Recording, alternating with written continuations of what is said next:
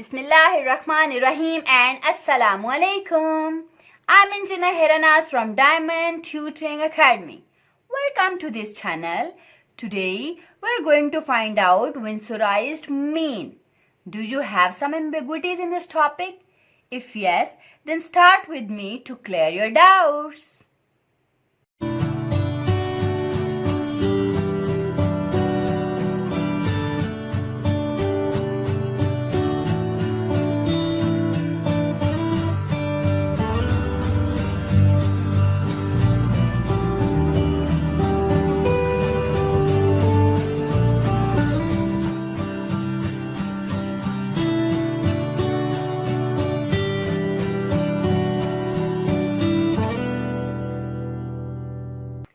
So today we are going to learn about vinsorized mean. First we should know why do we use vinsorized measures.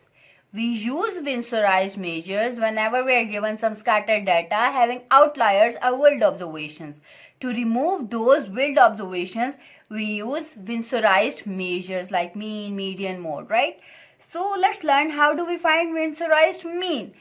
First, we have to learn that how do we vinsorize our data and then we will move to the mean, right? So let's start. So your first step would be कि आपने अपने data को ascending order में arrange करना है, ठीक है। जब कभी भी आपको कोई अनग्रुप डाटा गिवन है तो फर्स्ट ऑफ ऑल आपने उस डाटा को असेंडिंग ऑर्डर में अरेंज करना है। Let's do that with an example. अब हमारे पास एग्जाम्पल है, इसमें हम फर्स्ट ऑफ ऑल डाटा को अरेंज कर लेते हैं असेंडिंग ऑर्डर में। लाइक मेरे अकॉर्डिंग तो सबसे स्मॉलेस्ट वैल्यू 32 है। Ascending order means from smallest value to the largest one. So 32 and then comes 36, so 36 and then 37, 39, then 41, then comes 45, then comes 46,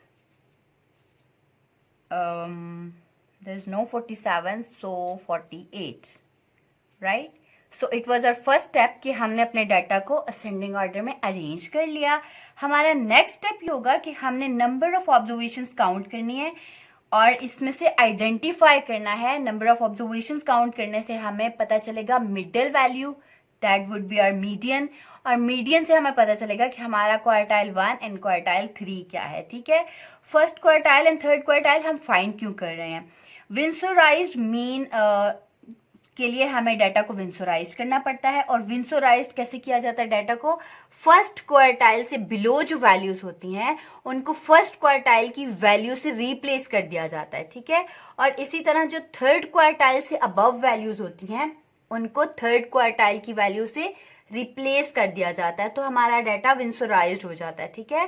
फिर उस डाटा का हम मीन फाइंड करते हैं और उसको हम विंसोराइज्ड मीन बोलते हैं, ठीक है।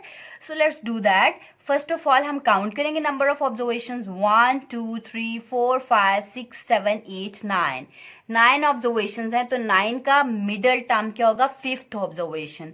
1 2 3 4, दिस इज फिफ्थ और ये हमारा मीडियन होगा, ठीक है। अब देखिए मीडियन से जो बिलो वैल्यूज हैं इनका भी हम मीडियन लेंगे और इनके मीडियन को हम फर्स्ट क्वार्टाइल बोलेंगे, और जो मीडियन से अबव वैल्यूज हैं उनका भी हम मीडियन लेंगे।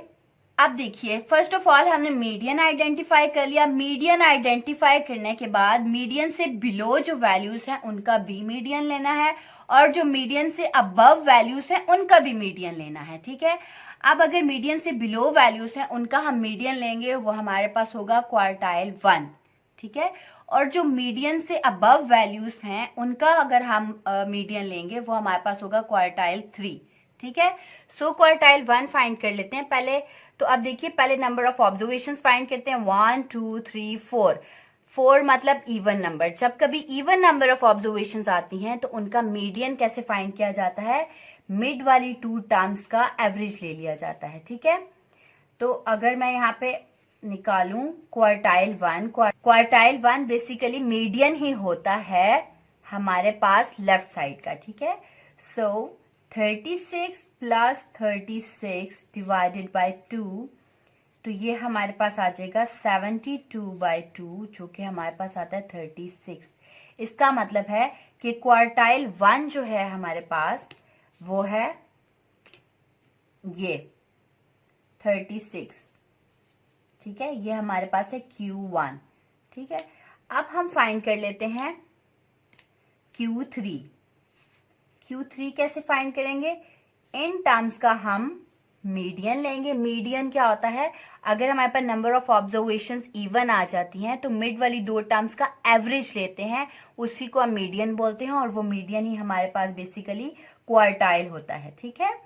सो 45 प्लस 46 डिवाइडेड बाय 2, ये हमारे पास बन जाएगा 91 डिवाइडेड बाय 2, ये हमारे पास आएगा 45.5, ठीक है। तो पॉइंट की बाद वाली चीज को इग्नोर कर देते हैं, तो ये हमारे पास बन जाता है 45, ठीक है।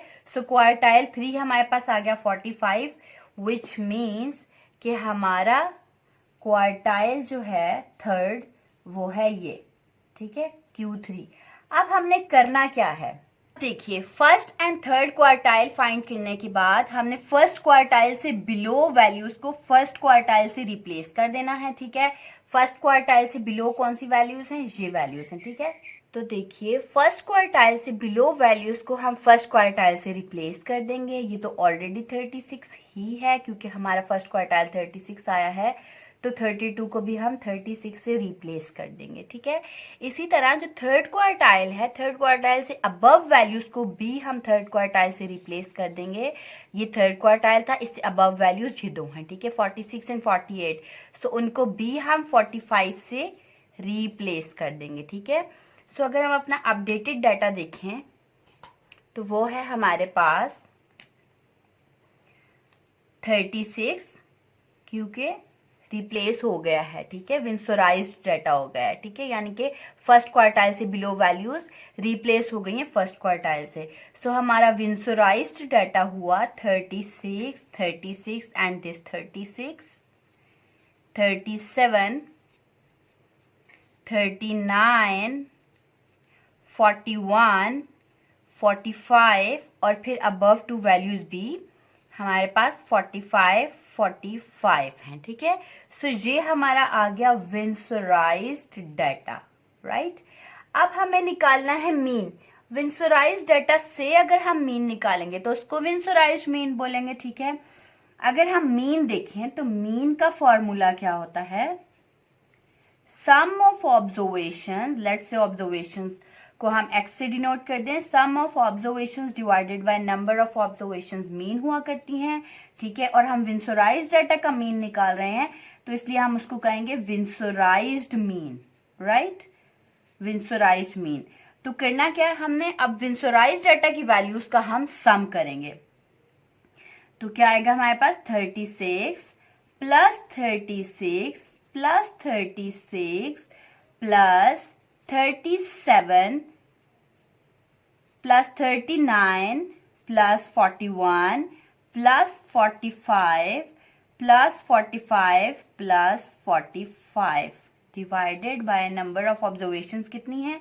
आई एम श्योर 9 है, बिकॉज हमने यहाँ से जब काउंट किया था हमारे पास जो ओरिजिनल डाटा था, नंबर ऑफ ऑब्जर्वेशंस तो वही रही ना, जस्ट रिप्लेस हुई हैं। स्टिल हम काउंट कर लेते हैं, 1 2 3 4 5 6 7 8 9, सो डिवाइडेड बाय 9, ठीक है। अब सिंपली आपने कैलकुलेटर पे सिंप्लीफाई कर लें या बाय हैंड कर लें, अप टू यू। मैं टाइम सेविंग के लिए कैलकुलेटर पे कर लेती हूँ। 36 plus 36 plus 36 plus 37 plus 39 plus 41 plus 45 plus 45 plus 45 divided by 9, तो ये हमारे पास आ जाता है 40।